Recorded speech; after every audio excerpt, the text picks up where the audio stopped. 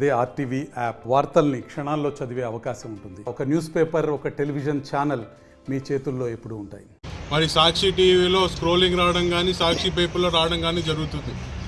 మరి నేను ఈరోజు దాని గురించి ప్రశ్నించడానికే ఈరోజు వస్తే ఇక్కడ చైర్మన్ లేడు, ఎండీ ఉన్నాడు. మరి ఎండీని కూడా సూటిగా మేము ప్రశ్నించడం జరిగింది. మొదటిగా మేము చూసుకుంటే, నిజంగా నేను జగత్ డైరీలో భాగమై ఉండి జగత్ డైరీ నిజంగా బకాయిలు ఉండింటే 5 సంవత్సరాలైంది నేను ఈరోజు చక్రాంతులపల్లి నుంచి సొసైటీ మెంబర్గా ఉండబట్టి.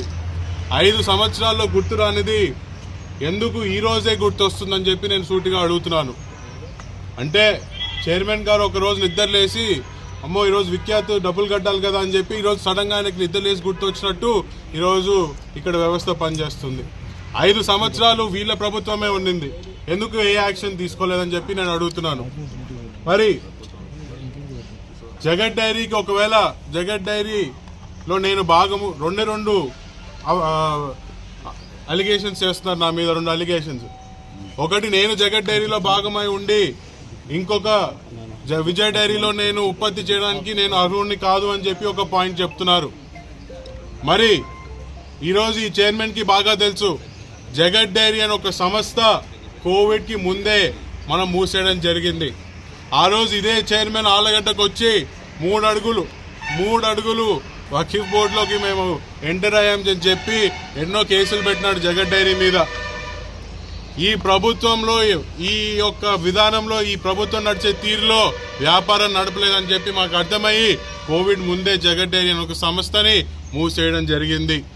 దాని తర్వాతే చక్రవాంతులపల్లి సొసైటీకి నేను ఎన్నుకోబడడం జరిగింది.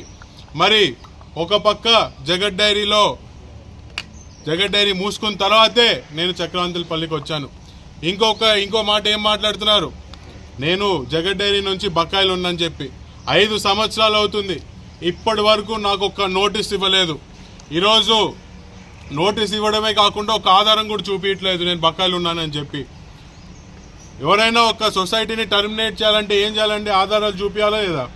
ఇదిగో నువ్వు జగత్ డైరీలో ఉన్నావు, ఇదిగో ఇది నీ పార్ట్నర్షిప్ డీడ్, నువ్వు ఈ రకంగా పార్ట్నర్గా ఉన్నావు, ఇదిగో నీకు ఇచ్చిన బ్యాంక్ స్టేట్మెంట్, ఇదిగో అని చెప్పి ఆధారాలు ముందర చూపించి మాట్లాడాలి.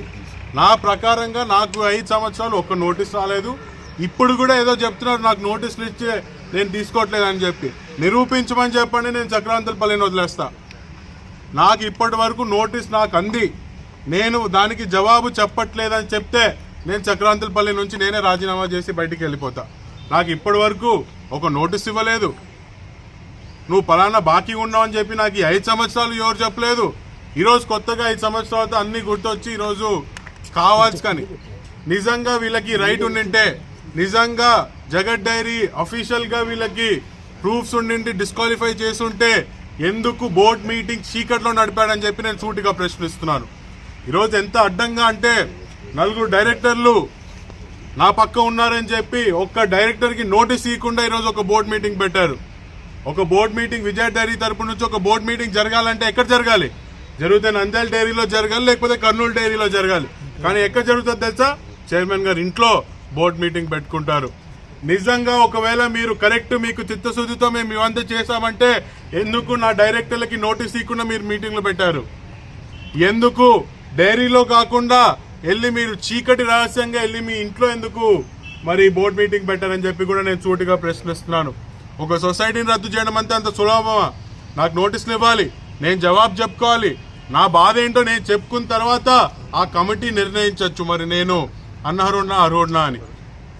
మరి ఇవేవి లేకుండా డైరెక్ట్గా ఆయన వస్తాడంట, చీకట్లో మీటింగ్లు పెడతాడంట, రద్దు చేస్తాడంట.